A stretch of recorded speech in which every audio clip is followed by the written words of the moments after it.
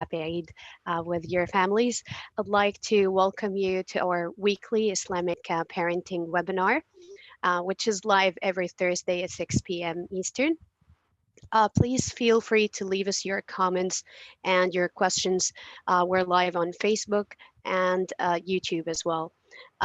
So today we're discussing the rulings of Eid and Zakat al-Fitr with our guest Imam Hussam he's the head of education department in Muslimito. Also, he's a member of Al-Azhar Fatwa Global Center. As well, he's a lecturer in the faculty of Sharia and Law in Al-Azhar University. Assalamu alaikum, Imam Hussam. Alaikum assalam wa rahmatullahi wa barakatuh. How are you? I'm good, alhamdulillah. I hope you are doing great as well. Yes, And I'm doing good. still, Alhamdulillah. I can say blessed Ramadan or Ramadan Mubarak. And Yes, so, inshallah, happy Eid to you and to everyone. thank you. Same to you. Today we're discussing the rulings of Eid and Zakat al-Fitr. If we can start with Zakat al-Fitr. What is the Zakat al-Fitr, Imam Yeah. Hassan? In the name of Allah, the most gracious, the most merciful, all praises due to Allah, the Almighty, the Lord of all. May Allah's peace, mercy, and blessings be upon His final and last messenger, Muhammad. And may Allah's peace, mercy, and blessings be upon each and every one of you, dear viewers from across the globe, watching us now. Of course, I'd like to start with wishing everyone a happy Eid, inshallah, and may Allah subhanahu wa ta'ala accept all of our good deeds throughout the blessed month of Ramadan. Uh, Definitely, it's very important for us as Muslims to be aware of the rulings of Zakat al-Fitr because of the fact that it serves and it functions very vital or a very vital role when it comes to our good deeds and our relation with Allah subhanahu wa ta'ala. So one of the pieces of wisdom of the legislation or behind the legislation of Zakat al-Fitr is for it to serve as a compensation for any flaw or any shortcoming in one's fasting. So you see here this comprehensive wisdom. How is it the fasting of the month of Ramadan? One of its wisdoms as well, or pieces of rationale, is giving the individual the opportunity to feel for the poor and the needy. And Mhm. then at the end of the month of Ramadan, another act of worship that supplements and consolidates the fasting is a direct help to the poor and the needy. So this is why in the hadith of the Prophet ﷺ, we find the guidance of giving zakat al-fitr or the charity of breaking one's fasting to the poor and the needy in order to help them and to assist them, so much so on the days of Eid they are not in need of asking for help, and so that everyone in the community is in a position to experience the merriment and the joy of the Eid. Mhm. I see, yeah. So what is its ruling for Zakat al-Fitr? Yeah, it is wajib, that's it is mandatory Yeah. on every adult Muslim. So for all of those who are adults and they have the amount that is excess of or that exceeds what they need on the day of Eid, they are required to provide or to give out zakat al-fitr. Also, Mhm. there are some Muslim scholars who say that it is obligatory on all the members of the family. So much so that we have even within the jurisprudence the opinion that even on the embryo in the womb of the mother there is a zakat al-fitr when it comes to the guardian or the head of the family. And this is why also another point of detail, if if the person uh, is deceased or passes away before the sunset of the last day of Ramadan. So they said in this case it is also mandatory on their part to give zakat al-fitr, and this can be done from the inheritance. I see. Yeah. Um, so is like the is there a wisdom behind its legislation? Yeah, this is a very interesting question. Always we understand that we comply with or we perform whatever obligation that Allah Hmm. subhanahu wa ta'ala instructs us to do, because we know that this is from the all wise, from the all just Allah subhanahu wa ta'ala. And speaking in particular, when it comes to Zakat al-Fitr, they said that the wisdom behind it is very clear in the statement of the Prophet sallallahu alaihi wasallam, as he said, make sure that you make them in a position with which they are not in need of asking for help. So this is the point. It is to enrich the poor and the needy in the community so that they are in a position to enjoy the Eid and to experience the happiness of the Eid without feeling that they don't have enough or they feel disadvantaged or not in a position to be experiencing the merriment of the Eid like everyone else in the community. So it is to show this social solidarity and togetherness within the community. Hmm. I see. Yeah. Yeah. And when is it due? This is a very important question, and I'm sure it's on the minds of so many of our dear respected viewers. It has to be given out or delivered to the poor and the needy Hmm. before the performance of the Eid prayer. Does this mean, this is a question now, does this mean that we have to wait all the way till we hear the adhan or the call to prayer for the Fajr of the day of Eid to give Zakat al-Fitr, or can it be given out before this time? The answer Yeah. is yes, it is permissible to give out the charity of breaking the fasting like 2 days or 3 days before the end of the month of Ramadan. So this is permissible.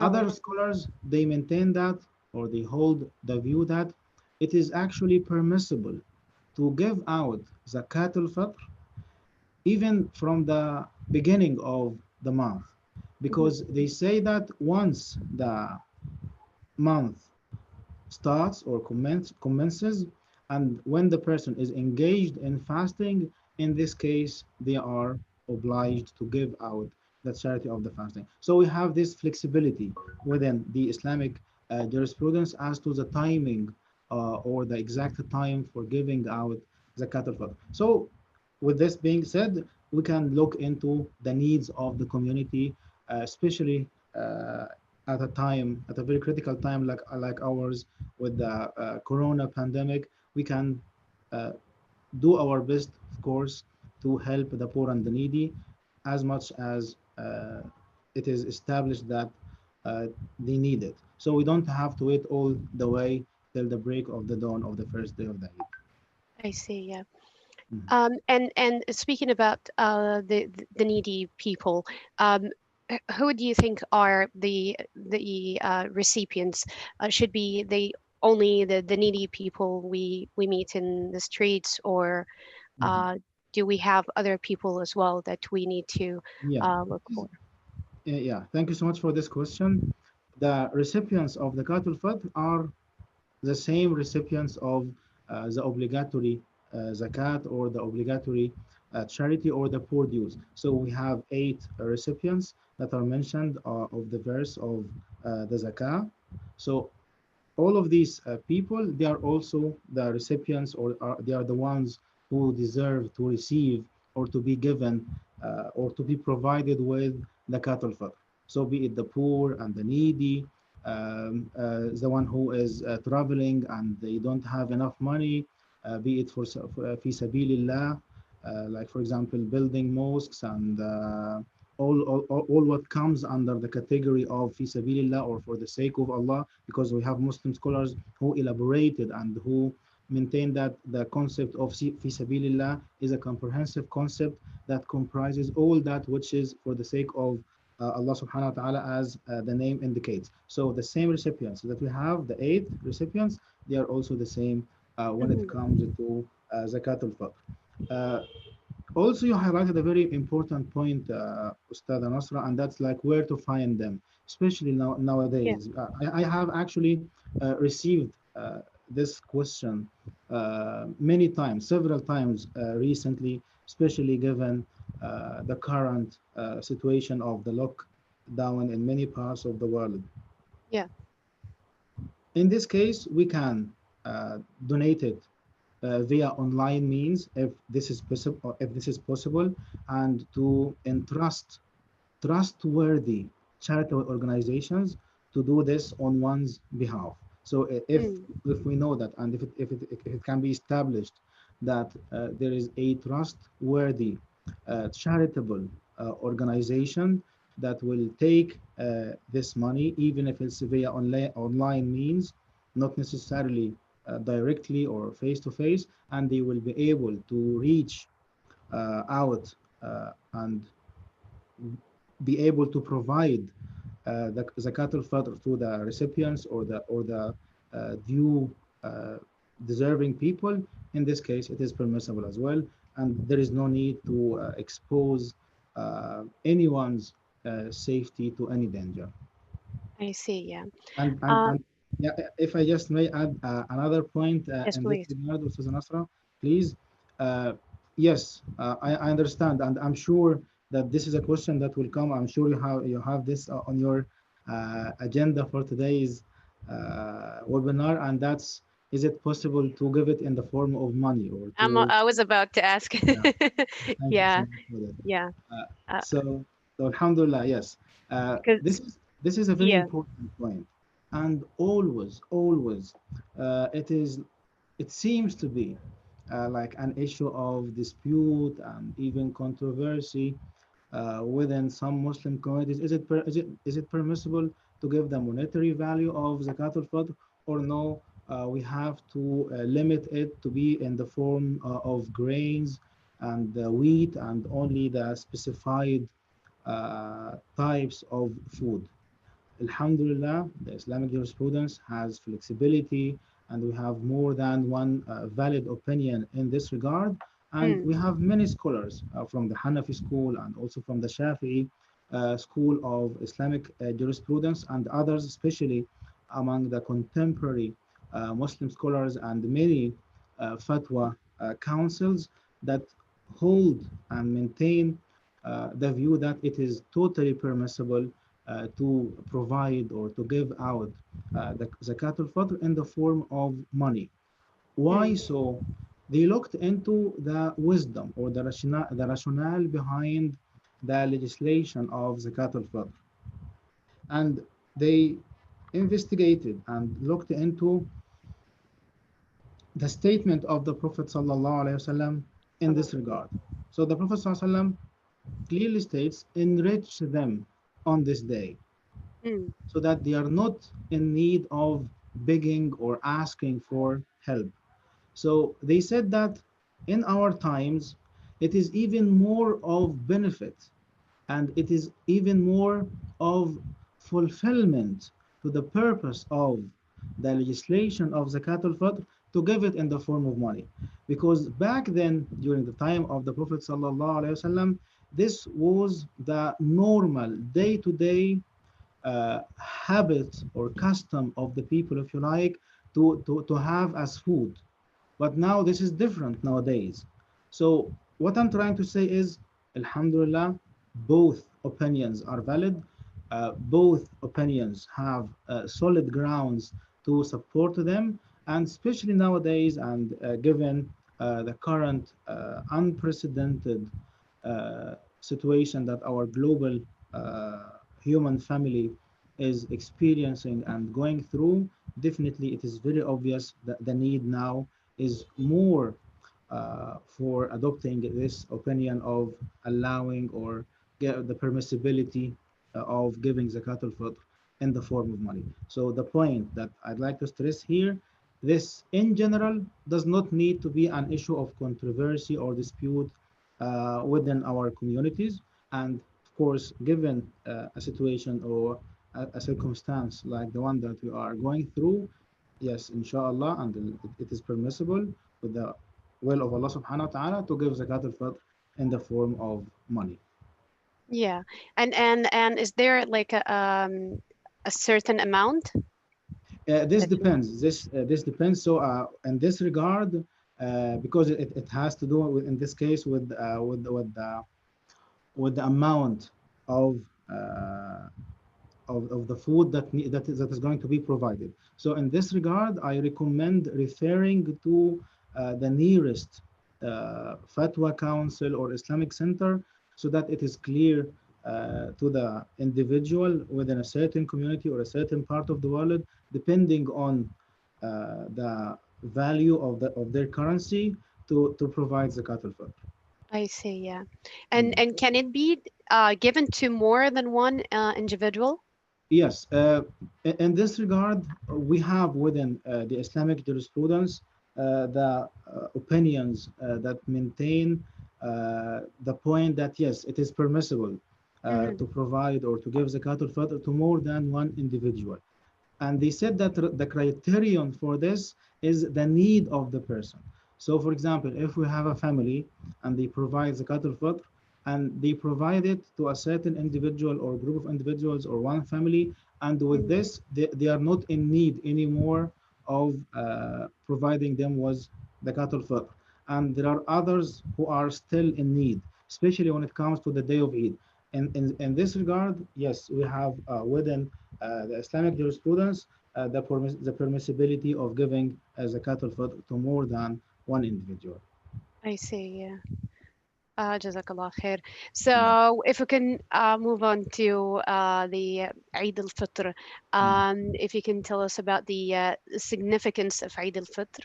Yeah, this is a great question, and especially in the current circumstances, we need to remember that this time is a time of happiness, it's a time of merriment, it's a time of drawing a smile on the members of our family, on the faces of our children and our neighbors and the entire community and everyone around us. So Mhm. no matter how challenging the current situations are, we still need to remember that this is a time of Eid, and especially for our children and for their mental and well-being and health of their mentality, it is very important to not to deprive them of the happiness of the Eid, because this is the wisdom that Allah subhanahu wa ta'ala has given us and has provided us with the opportunity of the Eid al-Fitr, or the festival or the Bayram of breaking the fasting, and the second one, which is Eid al-Adha, or the Bayram of sacrifice. These are times of happiness, and they come uh, following or in the wake of uh, two important and vital acts of worship, be it with regard to the first, the fasting of the month of Ramadan, and when it comes to the second, the performance of the Hajj. So this is out of the mercy of Allah subhanahu wa ta'ala that He SubhanAllah. has legislated for us this time to feel happy, to enjoy, to relax, and to have the opportunity to spend more quality time with all our loved ones, and especially with our family members and our children. So let's not miss out on this, and let's make sure that we provide our family members with the right atmosphere and the right conditions so that they can experience the happiness of the Eid in conformity or in harmony with what Allah subhanahu wa ta'ala has legislated for us. So the time of the Eid, it is a time still of being conscious and mindful of Allah subhanahu wa ta'ala, and definitely it is not a time of negligence or disobedience to Allah subhanahu wa ta'ala. I see, yeah. So And all forms of happiness and all forms of mm, expression of happiness, they are all permissible as long as we maintain a state of being mindful and being conscious of Allah subhanahu wa ta'ala. Subhanahu wa ta'ala. And any recommendations regarding the night before Eid? Yeah, in this regard, we find that it was the practice of the Prophet sallallahu alaihi wasallam and the companions and the pious Muslims to be in a state of being engaged in acts of worship like the night prayer, like it's as if they are saying goodbye to the month of Ramadan. So the best way to say goodbye to this great month and this blessed month is by doing extra acts of worship, so that on the day of judgment it will come as a witness, and inshallah it will be a witness for our benefit and not the other way around. So this is why we need to remember that this is the end of the month. So in order to make up for anything that we missed, it is a great opportunity to hasten towards all the various acts of worship that would draw us nearer to Allah subhanahu wa ta'ala. And this is the expected wisdom of every Muslim and every believer. Hmm. I Yeah. see, yeah. And what is the ruling of performing Eid prayer, Imam Yeah, Hassan? some Muslim scholars maintain that it is fard, and others maintain that it is wajib, uh, depending a bit on the difference between the Hanafi and the non-Hanafi schools of thought. Others Okay. also maintain that it is sunnah muakkada, or that it is highly recommended to perform. So to be on the safe side, it is better to perform it. I mean the Eid prayer, Hmm. I see. and And not also to miss its reward. I see, yeah. Yeah, So when is the time for Eid prayer? yeah. This is a very important question. It falls, or the time between for performing Salat al-Eid, uh, 20 to half an hour following sunrise, and 20 minutes all the way to 20 minutes before the Dhuhr prayer. So all this time is a time when it is permissible to perform the Eid prayer. Oh, I see, yeah. I will say it again.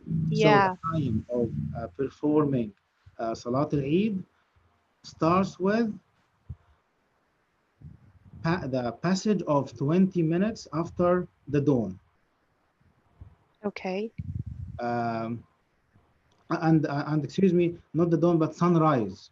Sunrise, yeah. This is not the Fajr. For Salat al-Eid, 20 minutes after the rise of the sun, all the Okay. way to 20 minutes before the Dhuhr prayer. So again, 20 minutes after sunrise, all the way to 20 minutes before the time of Salatul Dhuhr, or the Dhuhr prayer, or the noon Yeah. prayer. Most of the people they do it like and after sunrise, Yes, yes. very early in the morning. Yeah, Yeah. yeah. Yeah, and this was the custom, or this is what is customary when More most, common. Yeah. but definitely the ruling now is different, and I'm sure this will be a question for this webinar when it comes to how to pray Salat al-Eid at this time, because we Exactly. already have seen how is it many fatwa bodies have already issued a fatwa to the effect that it is permissible to perform Salat al-Eid at one's home, and including the senior authority of Al-Azhar's scholars. It has issued a clear fatwa in this regard, that it is permissible to perform Salat al-Eid at one's home. I see. Yeah. Yeah.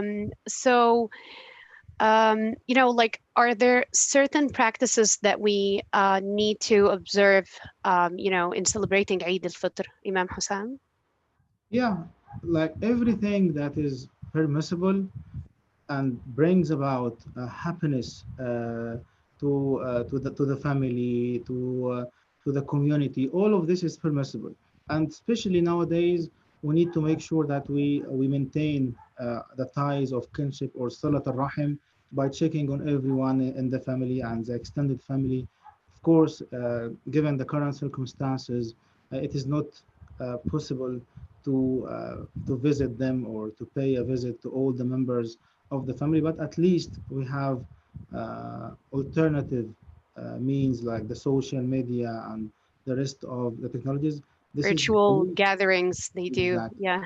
Exactly, yes. So this is the least that we can do by checking on everyone and greeting everyone and wishing them a happy Eid. And of course, in this regard, I would mention that it is not permissible uh, to observe fasting on the day of Eid in this Mm, regard, because also some yeah. people have this question.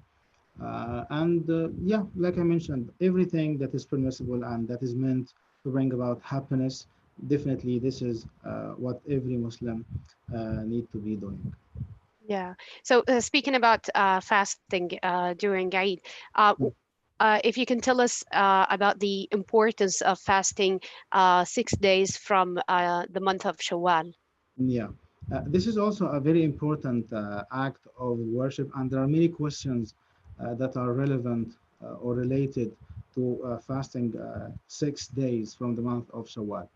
The hadith of the Prophet ﷺ in this context or in this regard is very clear, and that's whoever observes the fasting of the month of Ramadan and then follows it up with fasting 6 days from the month of Shawwal, it will be as if they have observed fasting for the entire year. And this is out of the mercy of Allah subhanahu wa ta'ala. How is it? Since one good deed is rewarded, and this reward is multiplied 10 times. Thus, we have 30 days and 6 days multiplied by 10. So we have 36 multiplied by 10. Then the result is 360, and this is the number of the days of the year. So this is a great opportunity to attain the reward of fasting for the entire year. And this is out of the generosity of Allah subhanahu wa ta'ala. And this is why every Muslim is encouraged to fast for only 6 days from the month of Shawwal. They don't have to be consecutive. It is better to hasten towards uh, fasting these days or observing the fasting for 6 days so that the person is still accustomed to fasting, but definitely it is not obligatory or mandatory Mm, to observe fasting for these 6 days right after the end of the Eid or the first day of the Eid. You may fast during the whole month of Shawwal. Just make sure that you fast them before the end of the month. I see. Yeah. Yeah.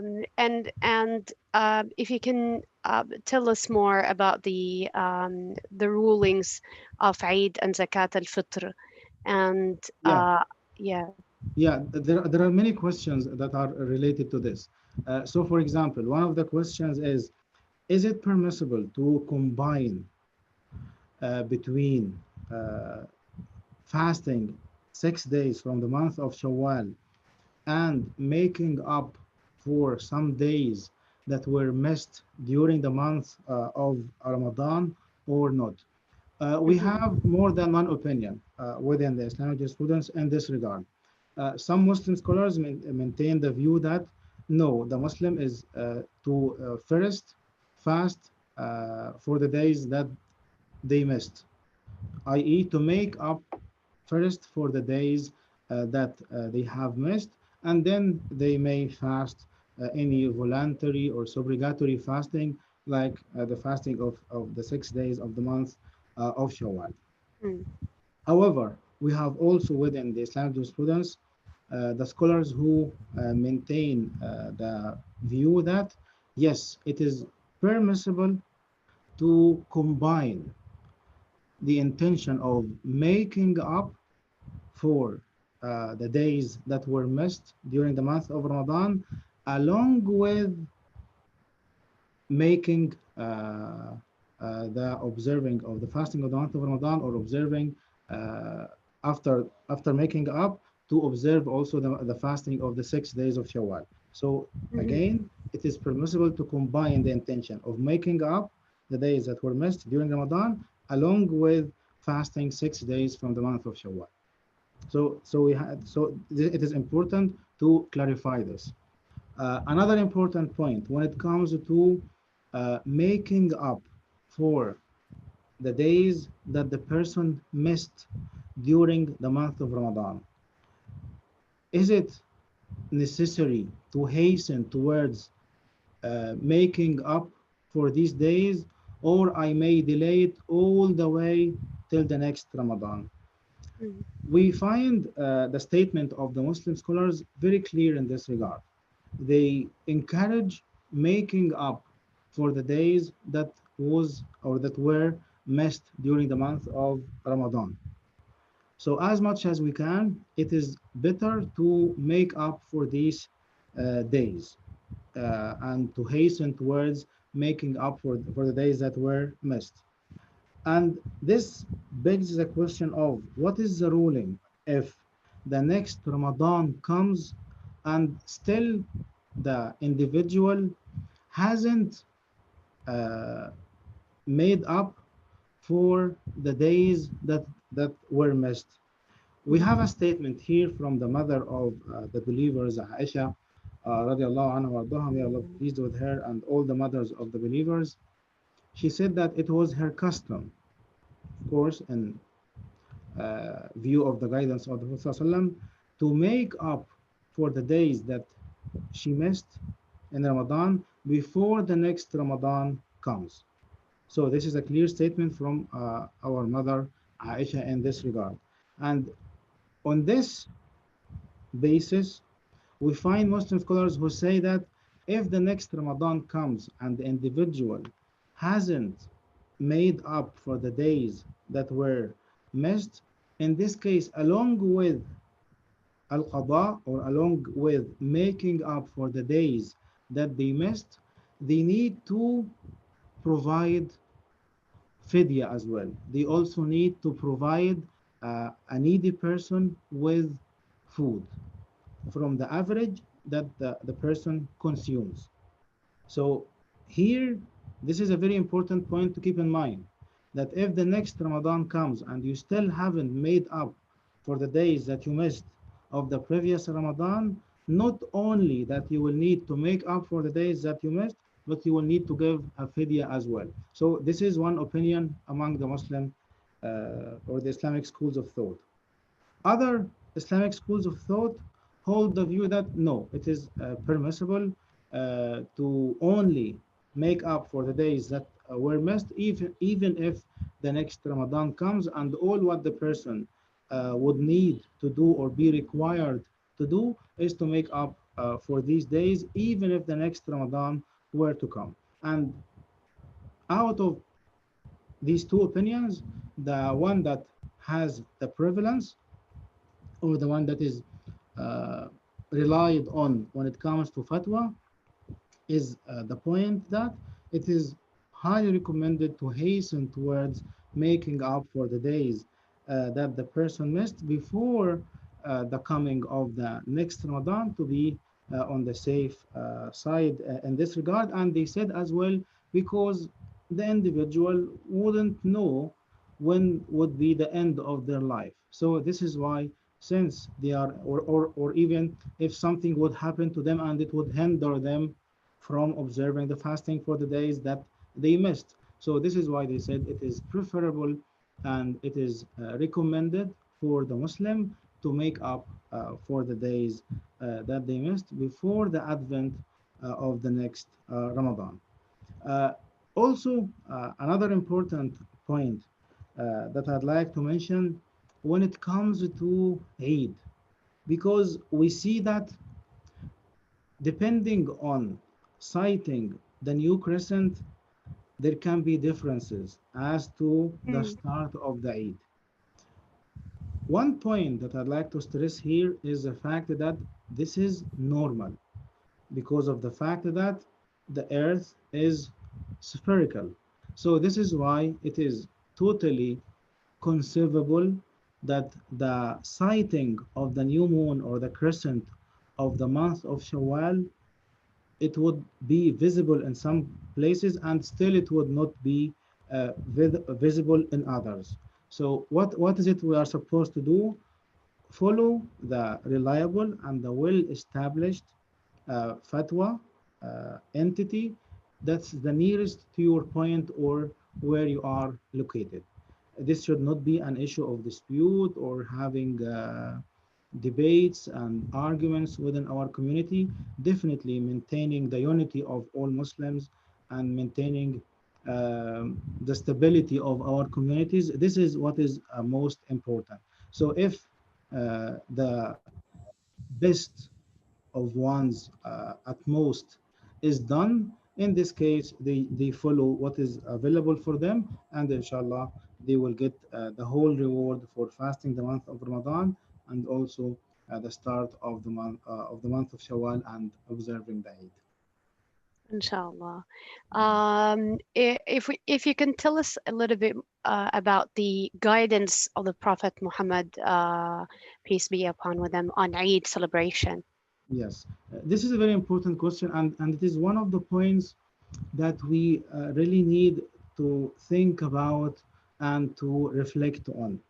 Mm, And it is one of the great things about Islam. How is it we have the Prophet ﷺ as the role model, as a source of guidance, if you like, as to the right course of action that the Muslim needs to follow and to live up to even. Because the Noble Quran in this regard is very clear. لَقَدْ كَانَ لَكُمْ فِي رَسُولِ اللَّهِ أُسْوَةٌ حَسَنَةٌ لِمَنْ كَانَ يَرْجُو اللَّهَ وَالْيَوْمَ الْآخِرِ. That's indeed you have in the example, in the character of the Prophet Muhammad sallallahu alaihi wasallam, a role model to look up to and to follow into his footsteps. And this is the way for those who aspire for the pleasure of Allah subhanahu wa ta'ala and being among the successful on the day of judgment. So definitely the Prophet sallallahu alaihi wasallam was very keen to guide and to provide the guidance when it comes to the religiosity of the companions and the practice of the Muslim when it comes to the Eid. He was always there, sallallahu alaihi wasallam, to congratulate all his companions and all the members of the community on the day of Eid. And this is why we understand from the Sunnah of the Prophet ﷺ that the Prophet ﷺ, he would go to the mosque through one way and he would return to his home through or via another way. Why? So that he can meet more people and congratulate them and wish them a happy time and express his happiness and his gratitude to Allah subhanahu wa ta'ala that the month of Ramadan and all the acts of worship are over and hopefully they are accepted by the justice and by the wisdom and by the mercy of Allah subhanahu wa ta'ala. And still this is a reminder that we did so with the blessing and with the support of Allah subhanahu wa ta'ala. And since this is the case, we need to always be thankful for Allah subhanahu wa ta'ala in this regard. Also, it was the guidance of the Prophet sallallahu alaihi wasallam to wear or to put on his finest outfit on the day of Eid, of course, out of expressing and demonstrating happiness and joy mm, over this noble occasion and to bring about happiness to the hearts of all the members of the community, and especially when it comes to the children. How that the Prophet ﷺ was always keen to be attentive to the young people and to the children and to make sure that they don't need anything on this day. And this is why we have the legislation of Zakat al-Fitr, and how is it one of the main points of its legislation or the wisdoms behind this legislation is to make sure that all the members of the community together they can share and enjoy the happiness of the Eid. Another practice of the Prophet ﷺ, in this regard, i.e., when it comes to the Eid, is the fact that it is a time to still draw nearer to Allah subhanahu wa ta'ala. So this is why the Prophet ﷺ was always keen to encourage his companions to bring about happiness to all the members of the family. So this gives us a holistic understanding or view of, if you like, of how the Prophet ﷺ was on the day of Eid. I can see here a question also from one of our viewers, and that's when it comes to observing the Eid prayer at home, what do we do regarding the khutbah? Of course, we understand that in the daily,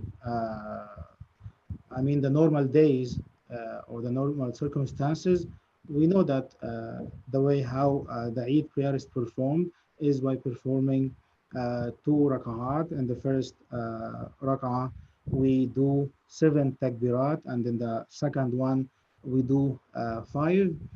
In this regard, given the current circumstances and in light of the permissibility of performing the Eid prayer at home, we don't need to have the khutbahs.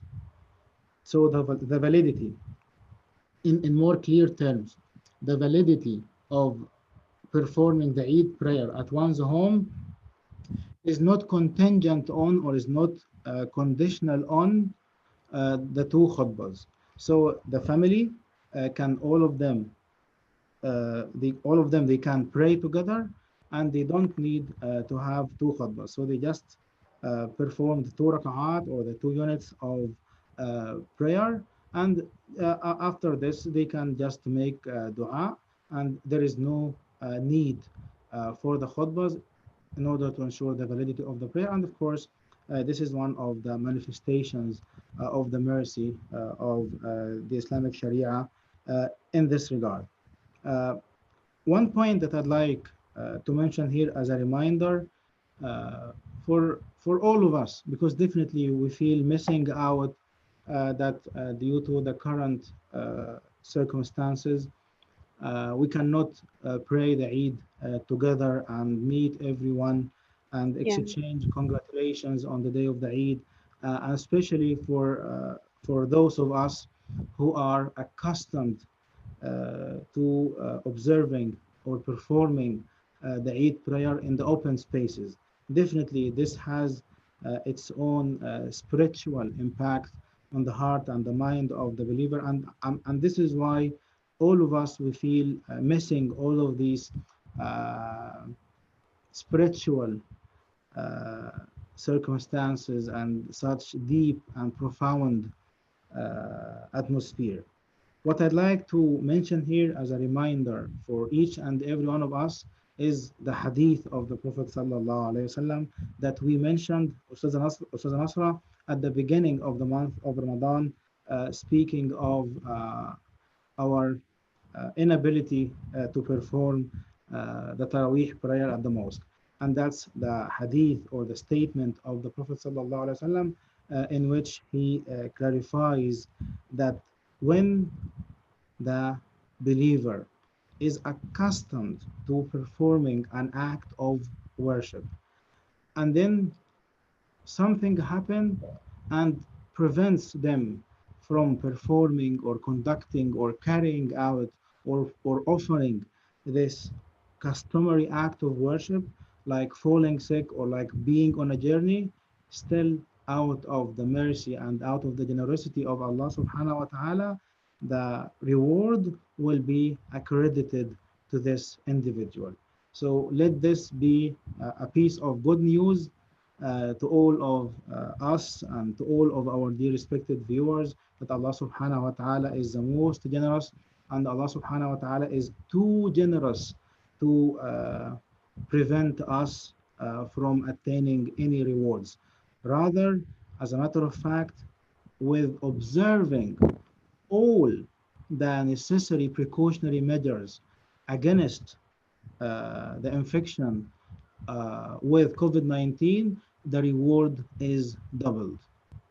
Yes, when we, and I repeat, when we observe and we put into practice and implement and observe all the necessary precautionary health measures to avoid the infection or the further spread of this pandemic, this per se is an act of worship.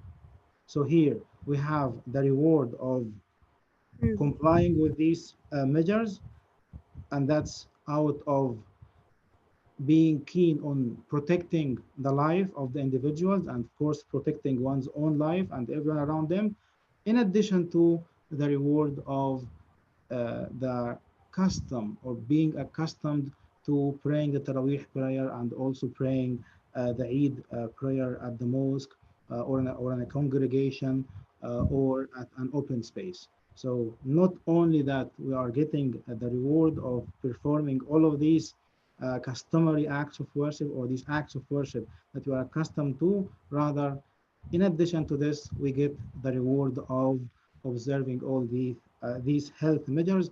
And this is a reason for us to be optimistic and to have more willpower to stand together in solidarity and to stand with resilience as to all the circumstances that we are witnessing now. And of course, I'd like to utilize this platform to again stress the importance of complying with all the health measures that are coming out from the competent health authorities in this regard, and remind everyone that it is an Islamic obligation, that it is fard, it is wajib under Mm. the Islamic Sharia to observe all these necessary health measures. As much as we have to pray on time and to fast during Ramadan, still, it is also obligatory on each Muslim to observe all of these necessary health measures for their own safety and for protecting the life of everyone around them. And the Noble Quran in this regard is very clear, and that whoever saves one life, it is as if they have saved the entire humanity. So every time you would feel that you have had enough, or that it has been so long, or I cannot take it anymore, because we are humans and all of us Yeah. experience similar or such thoughts, but still, this is a test from Allah subhanahu wa ta'ala. So let's show Allah subhanahu wa ta'ala the best from us in dealing with such a test. I see. Yes. Jazakallah khair, Imam Hussam. I think we have one last point to discuss about the attaining the reward of fasting the whole year.